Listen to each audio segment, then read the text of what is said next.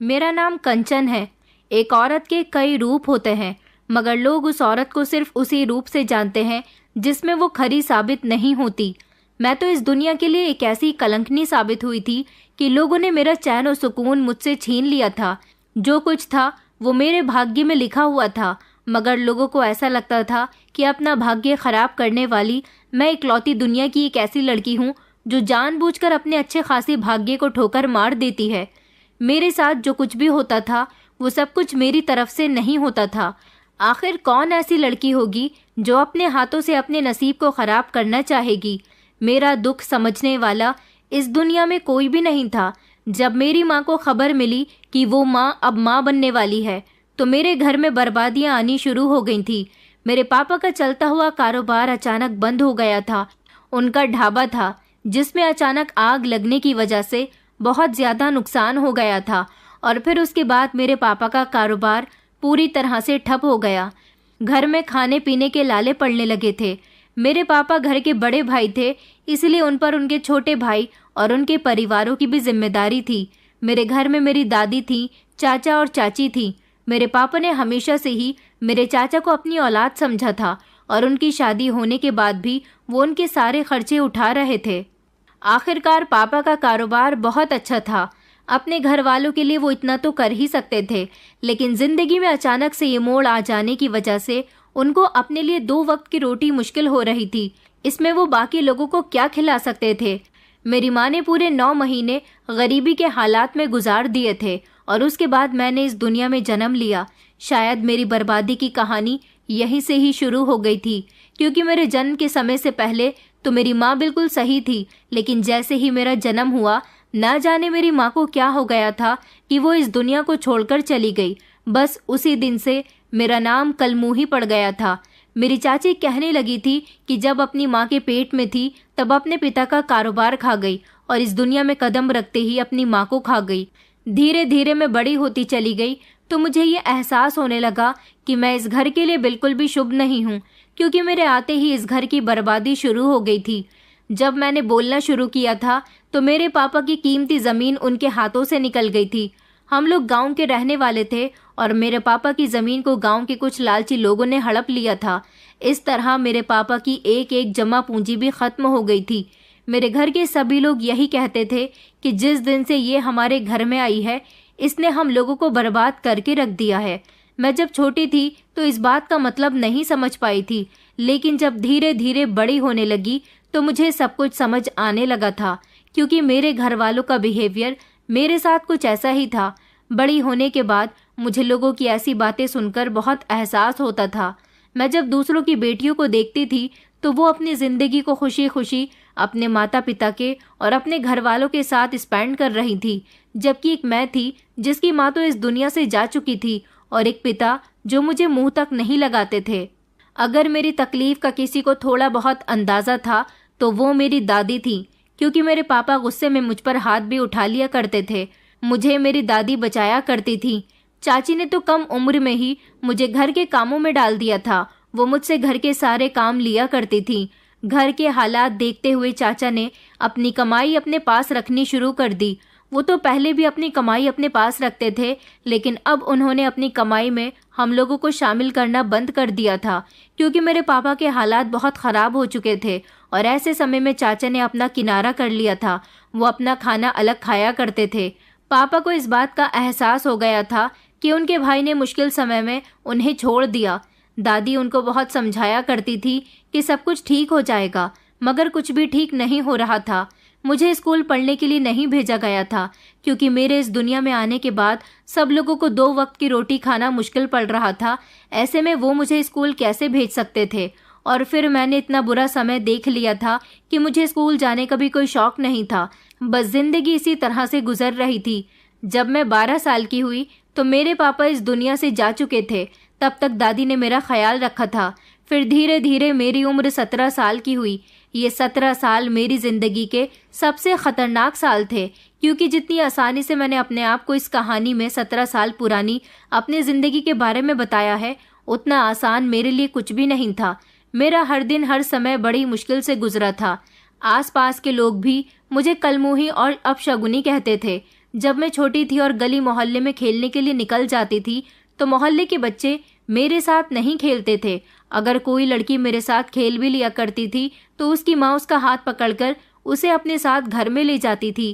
कहती थी कि तुझे इस कलमुही के साथ खेलने की क्या ज़रूरत है, इसके साथ खेलना मतलब अपने लिए बर्बादी लाना। ये तो बर्बादी की जड़ है जो अपने घर की सारी खुशियों को खा गई। उस समय भी मुझे सबकी बातें सुनकर बहुत रोना आता था और धीरे धीरे मैं बड़ी हो गई, समझदार हो गई, तो तब भी मुझे कुछ इसी तरह की बातें कहते थे। मेरा तो रो रो कर बुरा हाल हो जाता था। दादी को मेरी थोड़ी बहुत तकलीफ का अंदाज़ा होता था तो वो मुझे समझाने की कोशिश करती थी। कहती थी कि सब कुछ ठीक हो जाएगा, तुम फिक्र मत करो। मैं मरने से पहले तुम्हारी शादी करवा कर जाऊंगी, क्योंकि मैं तुम्हें तुम्हारे चाचा चाची के भरोसे छोड़कर नहीं जा सकती। मैं दादी से कहती थी कि दादी, अगर ससुराल में भी मेरा भाग्य ऐसा ही हुआ तो मेरे साथ क्या होगा, क्योंकि सारी जिंदगी मैंने लोगों के ताने सुन सुनकर अपनी जिंदगी गुजारी है। क्या मैं इतनी बुरी हूँ? मेरी वजह से बर्बादी आनी शुरू हो जाती है।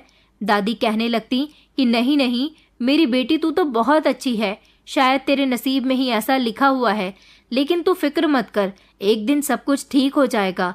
तेरी जिंदगी में भी ढेर सारी खुशियां आएंगी, क्योंकि भगवान के घर में देर है पर अंधेर नहीं है।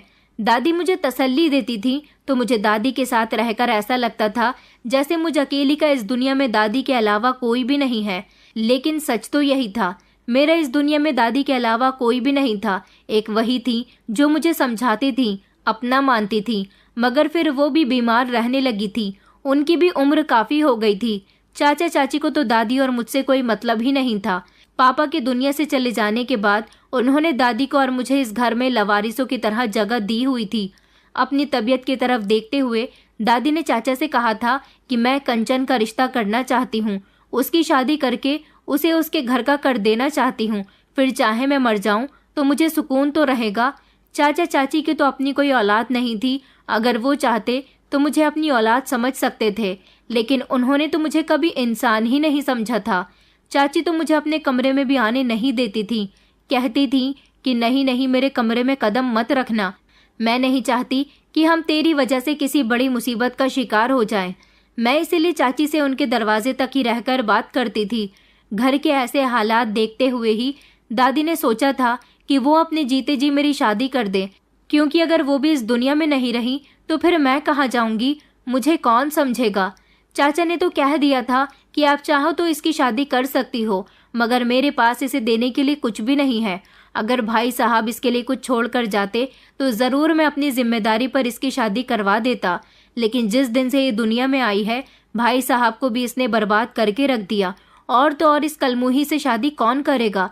इसे तो पूरा गांव जानता है कि जिस दिन से ये दुनिया में आई है कैसे कैसे कांड कर चुकी है, तो फिर कौन इसे अपने घर की बहू बनाना चाहेगा। चाचा की ऐसी अजीब व गरीब बातें सुनकर दादी भी उदास हो गई थी। फिर दादी ने खुद ही मेरे लिए रिश्ता ढूंढने का फैसला किया। मेरी दादी ने मेरे लिए पूरा गांव छान मारा था। शायद मेरे भाग्य में शादी करना भी आसानी से नहीं लिखा था। चाचा ने बिल्कुल सही कहा था, कोई भी मुझे अपने घर की बहू बनाने के लिए तैयार नहीं था। एक दिन तो चाची ने हद ही कर दी थी। उन्होंने मेरी दादी को बताया और कहा कि मैंने कंचन के लिए एक रिश्ता देखा है। दादी कहने लगी कि पहले मैं लड़के को देखना चाहती हूँ, मगर चाची दादी को लड़के से नहीं मिलवाना चाहती थी। बस उन्होंने लड़के की बहुत सारी तारीफ कर दी थी। बताया था कि लड़का इकलौता है, उसके आगे पीछे कोई भी नहीं है, नौकरी भी अच्छी है, अकेला कमाता खाता है और बड़े से घर में अकेला ही रहता है। वहाँ पर आपकी कंचन खुश रहेगी। मगर दादी का दिल चाची के बताए रिश्ते पर बिल्कुल भी नहीं मान रहा था। उनकी यही जिद थी कि वो एक बार लड़के से मिलकर उसके बारे में जान पहचान निकालना चाहती हैं। लेकिन चाची तो इस बात पर बिल्कुल भी राजी नहीं हो रही थी। उनका कहना था कि उनकी बात मानकर मेरी शादी उसके साथ करवा दें। फिर चाची ने लड़के का फोटो दादी को दिखा दिया था। दादी को लड़का तो बहुत पसंद आया था। लड़का फोटो में अच्छा लग रहा था।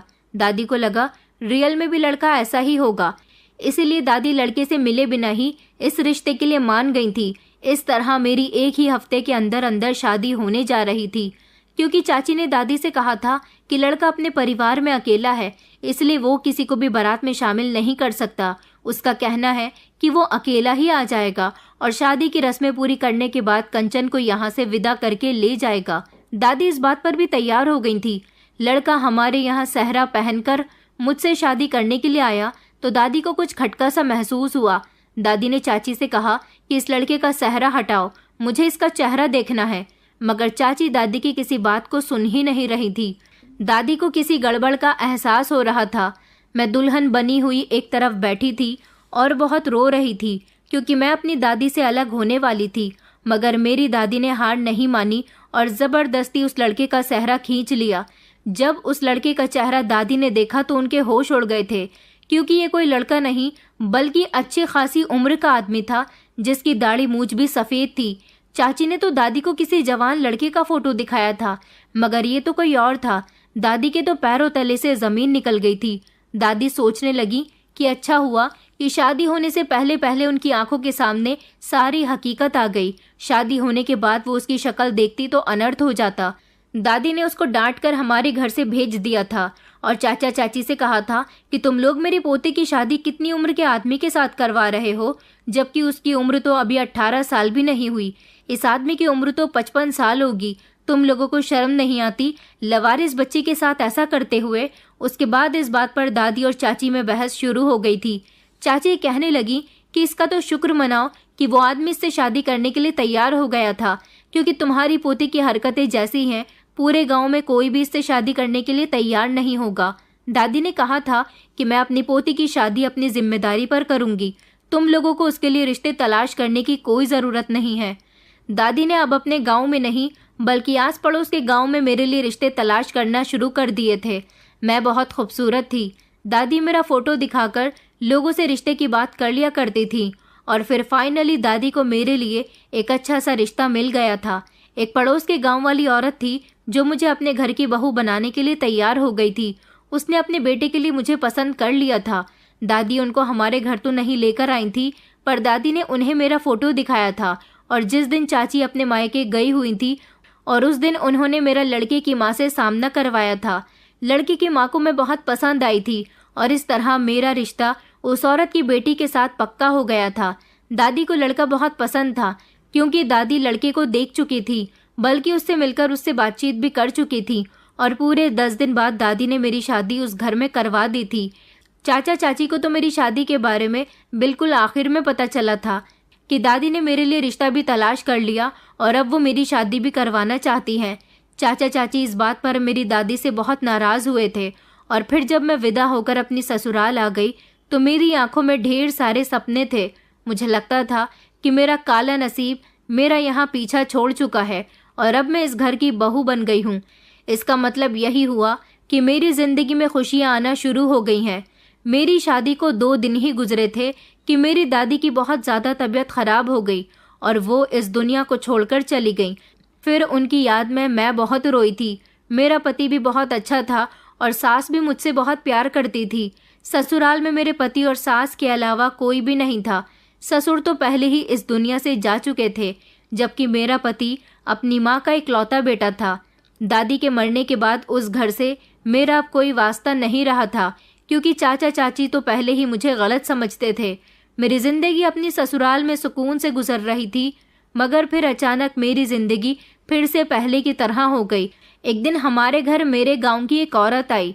उसने मुझे देखा और मेरी सास से वो कहने लगी कि शारदा, तुमने हमारे गांव की सविता की पोती को अपने घर की बहू बनाया है। ऐसा तुमने कैसे कर लिया? आखिर तुम्हें शादी की इतनी भी क्या जल्दी थी कि तुम्हें अपने बेटे के लिए यही लड़की मिली थी? या तुम इसके बारे में नहीं जानती कि ये कौन है? ये तो एक कलमुही है। उस औरत की बात सुनकर मेरी सास शॉक्ड रह गई थी। उसने कहा कि अभी तक तुम्हारे घर में कोई परेशानी नहीं आई।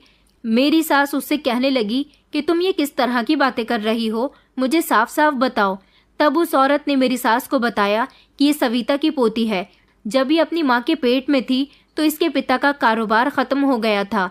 जब पैदा हुई तो अपनी माँ को खा गई और फिर इसका बाप भी इस दुनिया को छोड़कर चला गया, क्योंकि इसका बाप पूरी तरह से सड़क पर आ गया था। इसके भाग्य ने इसके पिता को कंगाल करके रख दिया था। तुम्हें नहीं पता, इसकी चाची भी इसे पसंद नहीं करती थी। मैंने सुना तो था कि इस कलमुही की शादी हो गई, मगर ये नहीं पता था कि इसको तुमने अपनी बहू बनाया है। मेरी सास कहने लगी, मगर ये तो बिल्कुल ठीक है, मेरे घर में तो सब कुछ बिल्कुल सही चल रहा है। वो औरत कहने लगी कि अभी तुम्हारी बहू को आए हुए इस घर में दिन ही कितने हुए हैं। देखती जाओ कि ये अपने काले नसीब से तुम्हारे सच्चे खासे घर को किस तरह से तबाह करती है। मेरी सास उसकी बात सुनकर सोच में पड़ गई थी, जो मेरे साथ शादी के पूरे एक हफ्ते बाद तक बहुत अच्छी रहने लगी थी। अब उनके दिल में मेरे लिए नफरत पैदा होने लगी थी, क्योंकि जिस दिन मेरी सास को ये बात पता चली थी उसी दिन रास्ते में घर आते समय मेरे पति का एक्सीडेंट हो गया था। वो बहुत बुरी तरह से घायल हो गया था और फिर वही औरत दोबारा से मेरी सास से मिलने आई और उसको ये बात जताकर चली गई थी कि ये सब कुछ तुम्हारी बहू की वजह से हुआ है, इसके काले नसीब की वजह से हुआ है। ये ऐसी ही है, जहाँ भी जाती है वहाँ बर्बादियाँ करनी शुरू कर देती है। बस उसी दिन से मेरी सास मुझसे नफरत करने लगी थी।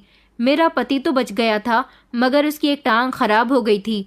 काफ़ी दिनों तक वो अस्पताल में रहा था और फिर घर आ गया, लेकिन मेरी सास ने मेरा जीना दुश्वार करके रख दिया था। उन्होंने मुझे इस घर की नौकरानी बनाकर रख दिया था और वो मुझसे कभी भी सीधे मुंह बात तक नहीं करती थी। मैं उन्हें यकीन दिलाने की कोशिश करती थी कि मैं ये जानबूझकर कुछ भी नहीं करती, सब कुछ खुद ही हो जाता है। मेरी सास का कहना था कि मेरे तो कर्म ही फूट गए हैं तुझे अपने घर की बहू बनाकर। मुझे नहीं पता था कि तू इतनी कर्म जली है, वरना तो मैं तुझे कभी भी अपने बेटे की पत्नी नहीं बनाती। मुझे पहले ही अगर सच्चाई के बारे में पता होता तो मेरे बेटे के साथ ऐसा ना होता, क्योंकि एक्सीडेंट में मेरे पति की एक टांग चली गई थी और मेरे पति का ऑपरेशन हुआ था। डॉक्टरों ने मेरे पति की टांग ऑपरेशन के जरिए ठीक तो कर दी थी, क्योंकि आजकल साइंस ने बहुत तरक्की कर ली है, मगर मेरे पति को पूरे 1 साल तक बिस्तर पर रहने के लिए कहा गया था। मैं अपने पति की खूब सेवा किया करती थी और मेरी सास यही समझती थी कि मेरे पति के एक्सीडेंट में मेरा ही हाथ है। मेरी शादी को 2 महीने गुजर गए थे जब एक दिन मेरी चाची भी हमारे घर पर आ गई और उन्होंने मेरी सास से कहा कि मुझे पता चला कि आपके बेटे का एक्सीडेंट हो गया, तो मैं देखने के लिए आ गई थी। मेरी सास उनसे ठीक से बात तक नहीं कर रही थी, क्योंकि उनको गुस्सा आ रहा था। चाची शादी के बाद तो कभी नहीं आई थी और मेरे पति के एक्सीडेंट को भी काफ़ी दिन हो गए थे। वो मेरे पति के हालचाल लेने नहीं, बल्कि मेरी सास को भड़काने के लिए आई थी। उन्होंने मेरी सास से कहा था कि अब तो आपके घर में बर्बादियां आना शुरू हो गई हैं, धीरे धीरे देखो आप किस तरह से बर्बाद होती हो।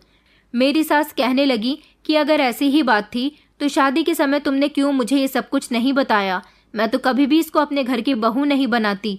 तो मेरी चाची कहने लगी कि मेरी सास ने हम लोगों को कुछ भी नहीं बताया था, वो अपनी पोती की हरकतें अच्छी तरह से जानती थी, इसीलिए उन्होंने खामोशी से इसकी शादी आपके बेटे के साथ करवा दी थी, जिसकी वजह से आपको कुछ भी पता नहीं चल सका।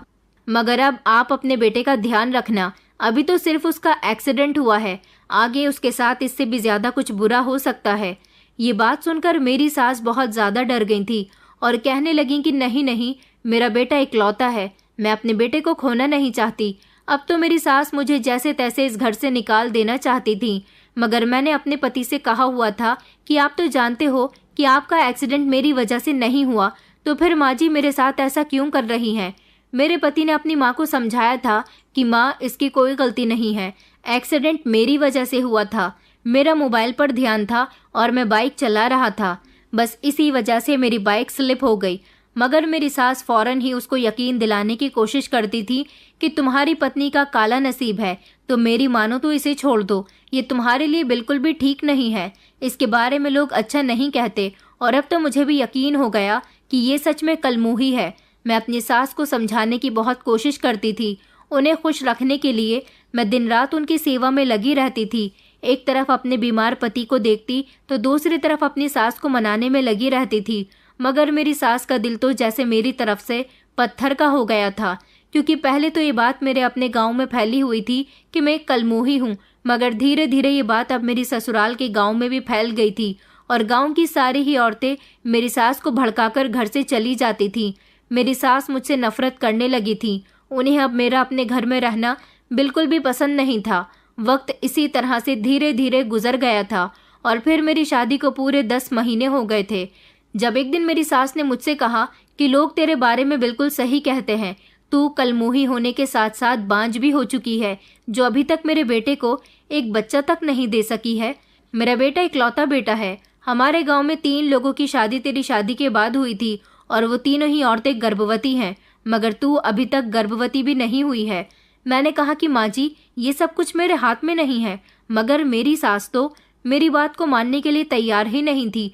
वो बार बार मेरे पति को यही कहती थी कि बेटा तुम इसे छोड़ दो, मैं तेरी शादी दूसरी लड़की के साथ करवा दूंगी, अभी भी वक्त है, सब बर्बाद होने से पहले इसे छोड़ दे, वरना एक दिन बहुत पछताएगा। मेरे पति के दिमाग में कभी कभी अपनी माँ की बात आ जाती थी, क्योंकि अब तो वो भी ये बात देखने लगा था कि हमारी शादी को 10 महीने गुजर गए हैं और अभी तक मैं प्रेग्नेंट नहीं हुई हूँ। मेरे पति को बच्चों का बड़ा ही शौक था, इसलिए वो छुट्टी वाले दिन पड़ोस के बच्चे लेकर घर में आ जाता था।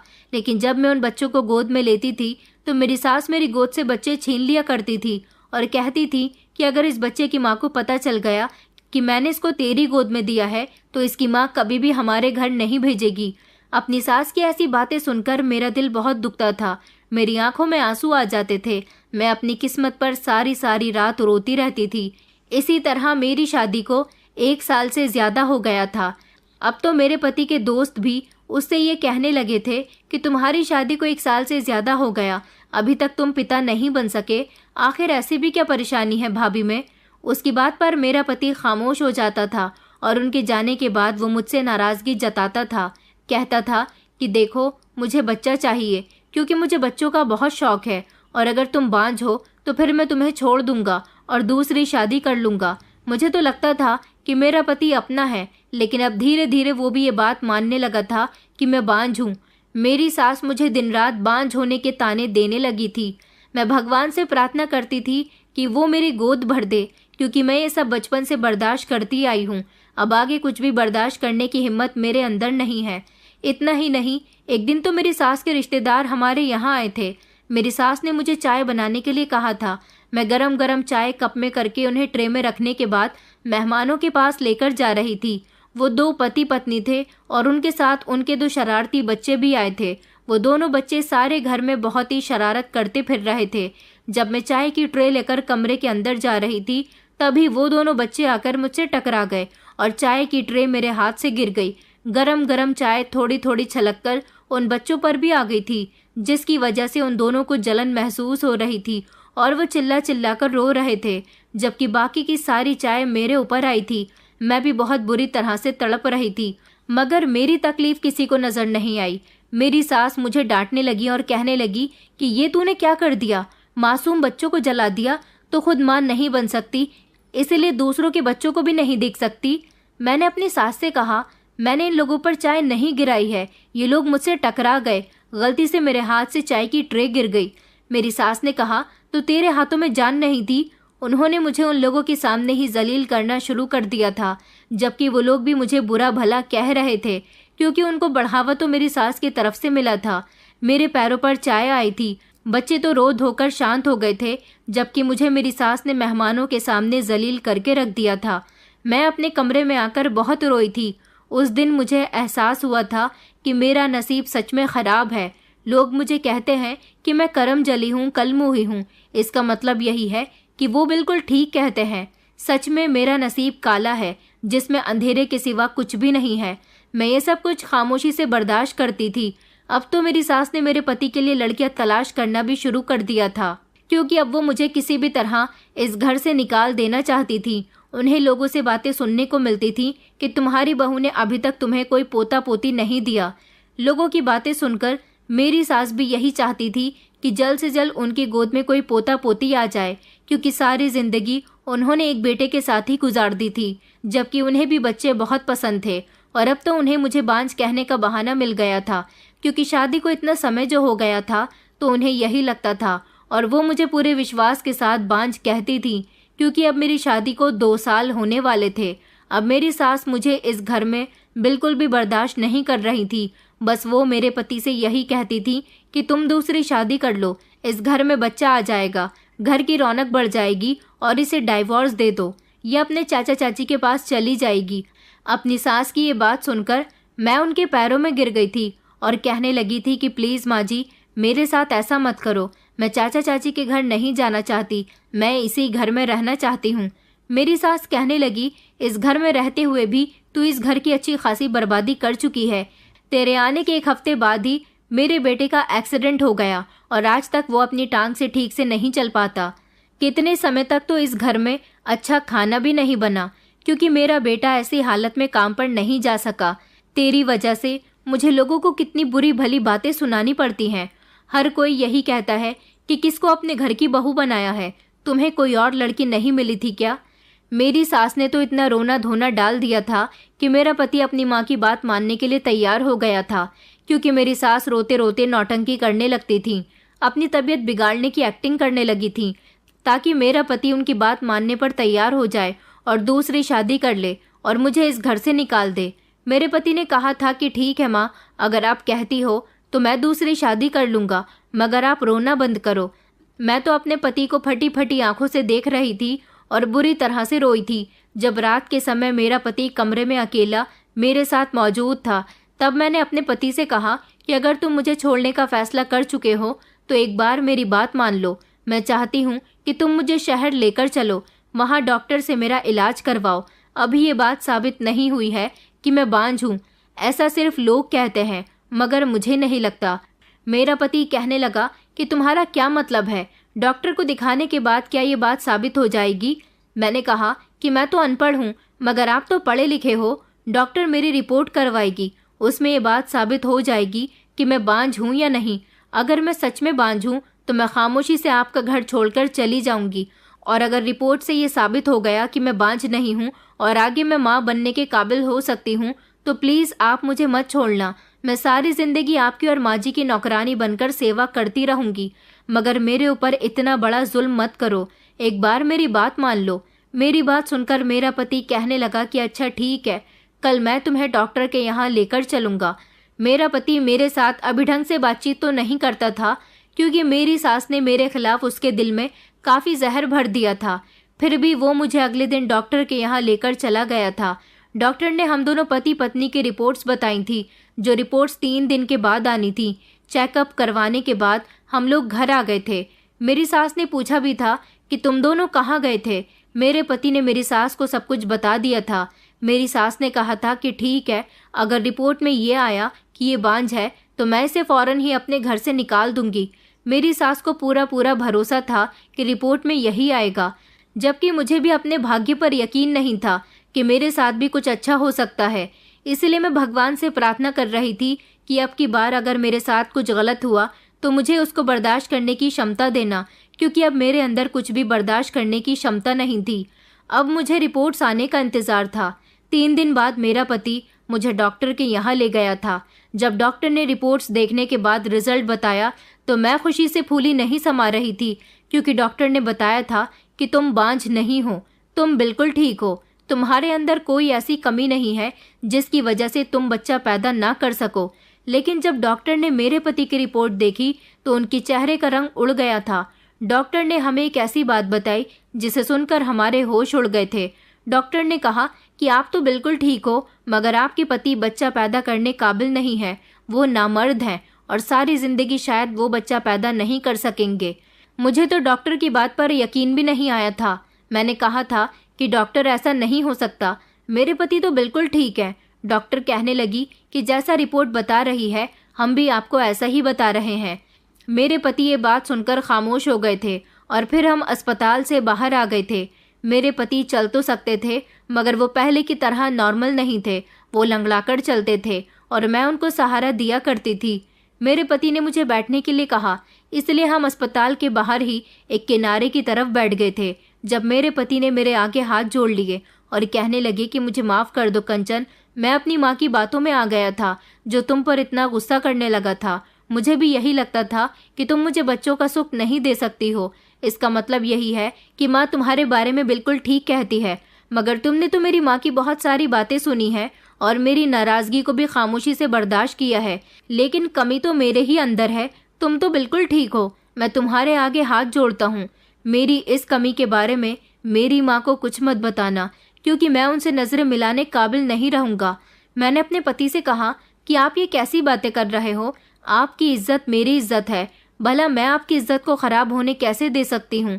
आप फिक्र मत करो, भगवान सब कुछ ठीक कर देगा। हम दोनों ही बहुत परेशान थे और हम दोनों की आंखों में आंसू थे। जब हम घर आए तो मेरी सास हम दोनों का बेसब्री से इंतज़ार कर रही थी, क्योंकि वो भी ये बात जानना चाहती थी कि हम दोनों की रिपोर्ट में क्या आया है।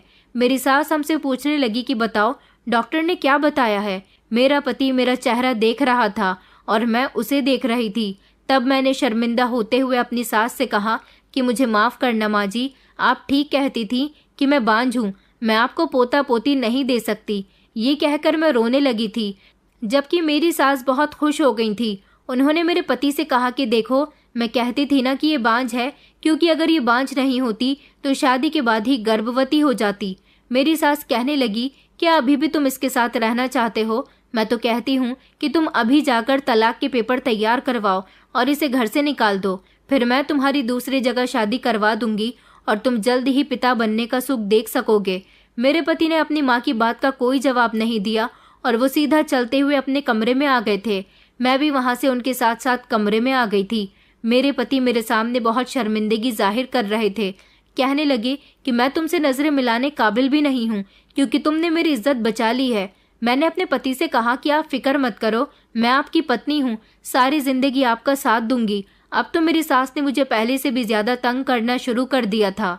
अगले दिन सुबह सवेरे ही उन्होंने मेरे कमरे का दरवाजा बजा दिया था और कहने लगी थी कि महारानी उठ जाओ, घर का सारा काम करो। मैं खामोशी से घर के सारे काम कर रही थी और मेरी सास बात बात पर मुझे उल्टा सीधा कह रही थी और बार बार मेरे पति से यही कह रही थी कि तुम इसे छोड़ क्यों नहीं देते, तुम इसे कब छोड़ोगे, ये जाएगी तभी तो दूसरी लड़की इस घर में आएगी। मेरा पति अपनी माँ की किसी भी बात का कोई जवाब नहीं देता था और अब तो मेरी सास मुझसे इतनी ज्यादा तंग आ गई थी कि उन्होंने छोटी छोटी बात पर मुझ पर हाथ उठाना भी शुरू कर दिया था। क्योंकि एक दिन मुझसे सब्जी में नमक मिर्च तेज हो गई थी। उस समय मेरा पति घर में मौजूद नहीं था। वो समझती थी कि मैं इन सारी बातों से तंग आकर खुद ही इस घर को छोड़कर चली जाऊंगी, मगर मैं कहीं नहीं जा सकती थी, मेरी मजबूरी थी। जब मेरा पति घर आया और उसने मेरे गाल पर थप्पड़ के निशान देखे तो वो शर्मिंदा होने लगा था और कहने लगा था कि मुझे माफ़ कर दो कंचन, मैं कुछ नहीं कर सकता, तुम बहुत अच्छी हो। मैं अपने पति की बात सुनकर खामोश रहती थी, क्योंकि ऐसा तो मेरे भाग्य में शुरू से ही लिखा हुआ था। उसी रात हमारे घर में चोर घुस आए थे। जब आधी रात के टाइम खटर पटर की आवाज़ सुनकर मैं कमरे से बाहर आई तो पता चला कि चोर किचन से हमारा सिलेंडर और कुछ ज़रूरत का महंगा सामान चुराकर भाग चुके थे। ये खबर जब मेरी सास को पता चली तो वो चीख चीख कर रोने लगी, शोर मचाने लगी और इस सब का जिम्मेदार भी वो मुझे ही ठहराने लगी। उनका शोर सुनकर गांव वालों को भी ये बात पता चली थी, तो गांव के काफ़ी सारे लोग हमारे घर में इकट्ठा हो गए थे और कुछ औरतें मेरी सास से कह रही थी कि ये सब कुछ तुम्हारी बहू की वजह से हुआ है। हमने तो तुमसे पहले ही कहा था कि ये तुम्हारे घर में किसी को खुश नहीं रहने देगी, तुम्हारे घर में इसी तरह से बर्बादियां आएंगी। मेरी सास मेरी तरफ घूर कर देखने लगी। मैंने अपनी सास से कहा कि नहीं माँ जी, इसमें मेरी कोई गलती नहीं है, मैं कुछ नहीं जानती, बल्कि मैं तो खुद खटके की आवाज़ से कमरे के बाहर आई थी देखने के लिए कि आखिर कौन है, मगर चोर तो भाग चुके थे और सामान भी लेकर जा चुके थे, तभी तो मैंने शोर मचाया है। आखिर इसमें मेरी क्या गलती हो सकती है। मेरी सास ने मेरी किसी बात पर यकीन नहीं किया और गांव वालों के सामने ही मुझे मारना पीटना शुरू कर दिया। उन्होंने मेरा हाथ पकड़ा और वो मुझे घर से निकालने लगी, जब मेरे पति ने मेरी सास को रोक लिया और उनको डांटने लगे कि आप ये क्या कर रही हो इसके साथ, आखिर लोगों के सामने तमाशा बनाना ज़रूरी है। उन्होंने सब लोगों को डांट कर घर से भगा दिया और घर का दरवाज़ा बंद कर लिया। मेरे पति कहने लगे कि ये आप क्या कर रही हो माँ, ऐसा भी कोई अपने घर की बहू के साथ करता है। तो मेरी सास कहने लगी कि मैं कुछ नहीं जानती और मैं इसको अपनी बहू भी नहीं मानती। ये मेरी बहू नहीं बल्कि इस घर के लिए बहुत बड़ी मुसीबत है। तुम इसे अभी और इसी वक्त घर से निकालो। मैं इस मनहूस को अपने घर में और बर्दाश्त नहीं कर सकती। तुम्हारी वजह से मैं इससे कुछ नहीं कहती। मेरा बस चले तो मैं अभी इसे घर से बाहर निकाल दूं, मगर तुम हर बार इसको रोक लेते हो। मेरा पति मेरा हाथ पकड़कर मुझे कमरे के अंदर ले गया, जबकि मैं फूट फूट कर रो रही थी। उधर मेरी सास का हाल भी बहुत बुरा था, वो गुस्से से लाल पीली हो रही थी।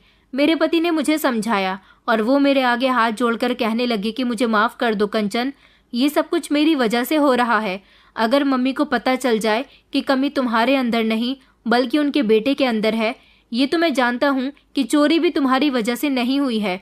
बस तुम पर तो सब लोग आसानी से इल्ज़ाम लगा देते हैं, मगर मैं जानता हूँ कि तुम कितनी सच्ची और अच्छी हो। जो कुछ भी होता है वो एक हादसा होता है और लोग इल्ज़ाम तुम पर लगा देते हैं। अगर माँ को ये पता चल जाए कि उनके बेटे के अंदर कमी है, इस वजह से माँ नहीं बन पा रही हो तो शायद मेरी माँ तुम्हें कुछ नहीं कहे। मैं अभी माँ को सब कुछ जाकर बता रहा हूँ कि बांझ तुम नहीं बल्कि मैं हूँ, तो फिर सज़ा तुम्हें क्यों मिले। मैं उनको बताता हूँ कि तुम्हारी रिपोर्ट बिल्कुल नॉर्मल आई है, बल्कि कमी मेरे अंदर है, क्योंकि मैं तुम्हें इस तरह से माँ के हाथों पिटता हुआ और उनकी बातें सुनता हुआ नहीं देख सकता। बस अब बहुत हो गया। आखिर वो तुम्हारे साथ गलत कब तक करती रहेंगी।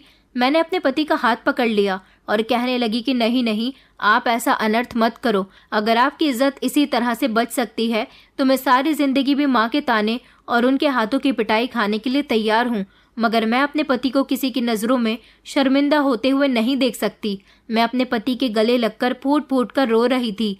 मैं तो रोने में लगी हुई थी। अचानक मेरे पति की आवाज़ निकली, माँ आप। मैंने अपने पति के चेहरे को देखा तो मेरे पति दरवाजे की तरफ देख रहे थे। मैंने जैसे ही दरवाजे की तरफ देखा तो ये देखकर मेरे होश उड़ गए थे कि मेरी सास दरवाजे पर खड़ी हुई थी और उनकी आंखों से मुझे आंसू निकलते हुए दिख रहे थे। मैं अपनी सास को देखकर घबरा गई और एक झटके में उठकर खड़ी हो गई। जब मेरी सास धीरे धीरे मेरे करीब आने लगी तो मैं कांप रही थी। मुझे लगा कि शायद अभी भी वो मेरा हाथ पकड़कर मुझे घर से निकालना चाहेंगी, मगर उन्होंने तो मेरा हाथ पकड़ लिया और रोना शुरू कर दिया। मेरी सास कहने लगी कि बहू मुझे माफ़ कर दो, मुझे नहीं पता था कि तुम इतनी अच्छी हो, मेरे बेटे की ही इतनी बड़ी कमी मुझसे छुपा रही हो और सारा इल्ज़ाम अपने ऊपर लिया हुआ है, उसकी सज़ा भी भुगत रही हो जो तुमने की भी नहीं है।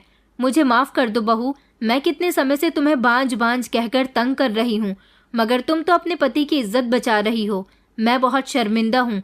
मैंने अब तक तुम्हारे साथ जो कुछ भी किया उसके लिए बहुत शर्मिंदा हूँ। जो भी होता है वो सब एक इत्तेफाक होता है और लोग इल्ज़ाम तुम पर लगा देते हैं। शायद मैं भी उन्हीं लोगों में शामिल हो गई थी।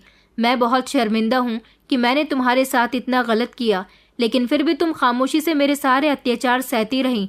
तुमने पलटकर मुझे कभी नहीं बताया कि कमी तुम्हारे अंदर नहीं बल्कि मेरे बेटे के अंदर है। मेरी सास हाथ जोड़कर मुझसे माफ़ी मांग रही थी और फूट फूट कर रो रही थी। मैंने अपनी सास के हाथ पकड़ लिया और कहा कि आप ये क्या कर रही हो माँ जी, आपको कोई हक नहीं बनता मेरे सामने हाथ जोड़ने का। मेरे पति ने फिर मेरी सास को सब कुछ सच सच बता दिया कि किस तरह हम लोग रिपोर्ट्स करवाने गए थे और डॉक्टर ने बताया था कि कंचन बिल्कुल ठीक है, बल्कि मैं ही नामर्द हूँ जिसकी वजह से कंचन माँ नहीं बन सकी। माँ आपने तो कंचन पर इतने ज़्यादा अत्याचार कर दिए थे। आज मैं उसे कहने वाला था कि तुम्हारा मेरी माँ से एक ही तरह से पीछा छूटने वाला है, तुम यहाँ से भाग जाओ, मैं तुम्हें डिवोर्स दे दूंगा और तुम किसी और से शादी कर लेना। मगर मैं कंचन को नहीं छोड़ सकता था, ऐसा ख्याल भी मैं अपने दिल में नहीं ला सकता था। वो तो बहुत अच्छी है, भला मैं ऐसी लड़की को कैसे छोड़ सकता हूँ। सिर्फ आपकी वजह से मैं उसे डाइवोर्स देने के लिए तैयार हो रहा था। सारा ज़माना इसे बुरा कहता है, लेकिन ये कितनी अच्छी है इसकी अच्छाई तो सिर्फ मैं ही जानता हूँ। लोगों ने जो देखा वो कहा, लेकिन मैंने जो देखा मैं वही कंचन को समझता हूँ। कंचन एक बहुत अच्छी लड़की है। लोगों ने इसकी मासूमियत का फ़ायदा उठाकर सारी ज़िंदगी इस पर इल्ज़ाम लगाए, लेकिन अब ये मेरी पत्नी है। मैं किसी को ये हक नहीं देता कि कोई मेरी पत्नी पर इल्ज़ाम लगाए। मेरी सास ने कहा कि बेटा मैं भी तुमसे माफ़ी मांगती हूँ, मैं सब बातों से अनजान रही, मगर अब जब मुझे बहू की हकीकत मालूम हुई तो पता चला है कि बहू काले नसीब वाली नहीं बल्कि बहू तो बहुत भागों वाली है। मेरी सास फिर से हाथ जोड़कर मुझसे माफ़ी मांगने लगी, मगर मैंने खुले दिल के साथ अपनी सास को माफ़ कर दिया। मेरी सास ने मुझसे कहा कि आज के बाद अगर कोई भी मेरी बहू को गलत कहेगा तो मैं उसी समय उसको बालों से पकड़कर मारूंगी, क्योंकि मैं अब अपनी बहू की बुराई नहीं सुनूंगी। और तुम मेरी बहू नहीं, तुम मेरी बेटी हो। कोई तुम्हें इस घर से नहीं निकालेगा। ये तुम्हारा घर है, तुम इस घर में सर उठाकर जीना। इस तरह मेरी सास ने अपने दिल से मेरे लिए सारी नफरतें ख़त्म कर दी थीं। मेरी सास को इस बात का बहुत सदमा लगा था कि उनका बेटा ही बांझ है। शायद ऐसा इसलिए था क्योंकि वो मेरे बारे में कुछ भी जाने बिना ही मुझे बांझ कहती थी।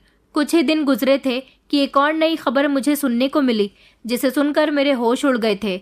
मेरे चाचा चाची, जिन्होंने मुझे सारी ज़िंदगी गलत कहा था और मेरी बुराइयां लोगों तक पहुंचाई थी, मेरे चाचा का कारोबार अचानक से ठप हो गया। चाचा सड़क पर आ गए। चाचा और चाची अब इतने बुरे वक्त से गुजर रहे हैं कि भूख से उनका बुरा हाल हो गया। फिर चाचा चाची को एहसास हुआ कि शायद उनके साथ ऐसा इसलिए हुआ है क्योंकि एक दिन उन्होंने मेरे पापा का कारोबार ठप होने पर उसका जिम्मेदार मुझे ठहराया था। अब तो मैं उन लोगों की ज़िंदगी से बहुत दूर जा चुकी थी। क्या अभी भी वो लोग मुझे अपने कारोबार ठप होने की वजह समझ सकते थे? ऐसा बिल्कुल भी नहीं है, क्योंकि जिस दिन से मेरी शादी हुई थी मैंने उन लोगों को पलटकर ही नहीं देखा। अब ये उनका ही नसीब था जो इतना ख़राब था, जिसकी जिम्मेदार वो मुझे नहीं ठहरा सकते थे। उन लोगों को अपनी गलती का एहसास हो चुका था।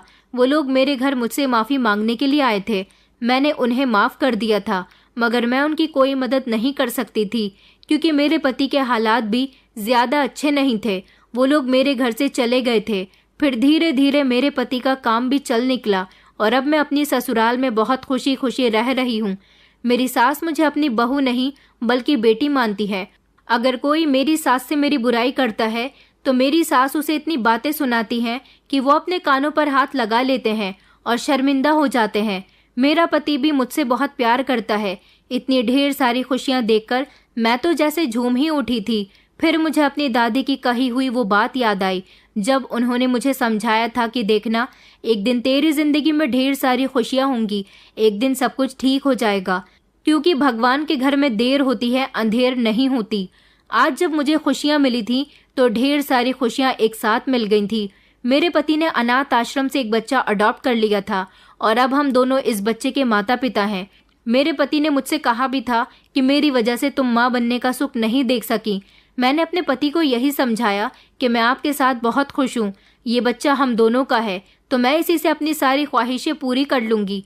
मेरी सास भी बहुत ज़्यादा खुश थी और आज भी वो अपने किए पर शर्मिंदा रहती हैं। सब कुछ बिल्कुल ठीक हो गया। मेरी ज़िंदगी बहुत अच्छी गुजर रही है। मैं आप लोगों से यही कहना चाहूँगी कि किसी को बुरा भला कहने से पहले इंसान को अपने बारे में सोच लेना चाहिए। लोग मेरी अच्छाइयों को जाने बिना ही मुझे बुरा कहते थे, यहाँ तक कि उन्होंने मेरे नसीब को भी बुरा भला कहा था। लेकिन कोई भी ये नहीं जानता कि एक दिन हर इंसान का नसीब जाग जाता है। बिना सोचे समझे किसी के बारे में भी ऐसे इल्ज़ाम नहीं लगाने चाहिए जो आगे चलकर खुद को भी भुगतने पड़े। दोस्तों, उम्मीद करती हूँ आपको हमारी कहानी पसंद आई होगी। कहानी पसंद आई है तो वीडियो को लाइक करें, चैनल पर नए हैं तो चैनल को सब्सक्राइब करें और हाँ, नोटिफिकेशन बेल को ज़रूर दबाएं ताकि अगली अपडेट सबसे पहले आपको मिले।